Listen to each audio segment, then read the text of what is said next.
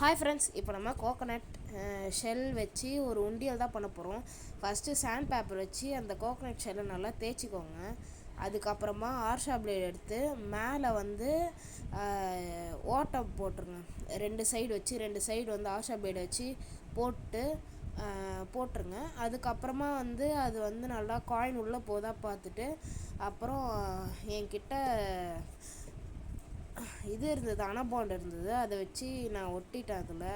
அது தேய்க்கவே ரொம்ப கஷ்டமாக இருந்தது. அதுக்கப்புறமா போட்டு கொஞ்ச நேரம் வெயிலில் காய வச்சுட்டு, அதுக்கப்புறம் ஒரு நாள் கழித்து பார்த்திங்கன்னா சூப்பரான உண்டியல் ரெடி ஆகிடும். இந்த மாதிரி நான் கட் பண்ணுறேன் பார்த்திங்களா, இந்த மாதிரி ரெண்டு சைடு கட் பண்ணிட்டு கத்தியை வச்சு அதை வெளில எடுத்துருங்க. இல்லை இதை ஆர்ஷா பிளேட் வச்சு அதை நீக்கிடுங்க.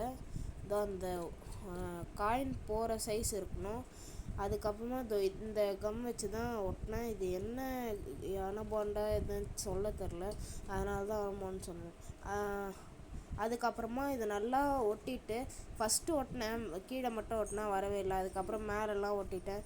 அதுக்கப்புறமா ஒட்டிட்டு நான் வெயிலில் நல்லா காய வச்சுட்டு, அதுக்கு ஒரு நாள் கழித்து எடுத்து பார்த்தா சூப்பராக இருக்கும் ஃப்ரெண்ட்ஸ். அதுக்கப்புறமா அதை வந்து நம்ம உண்டியெல்லாவும் யூஸ் பண்ணிக்கலாம். மண்ணுண்டி மாதிரியே தான். மண்ணுண்டி வந்து கீழே போட்டு உடைப்போம்ல, அந்த மாதிரி தான் இதையும் உடைக்கணும். கீழே போட்டு தேங்காய்லாம் சூற விடுவோம் பார்த்திங்களா, அந்த மாதிரி இதையும் சூற விட்டால் உள்ளே இருக்க காசுலாம் வெளியில் வந்துடும் ஃப்ரெண்ட்ஸ்.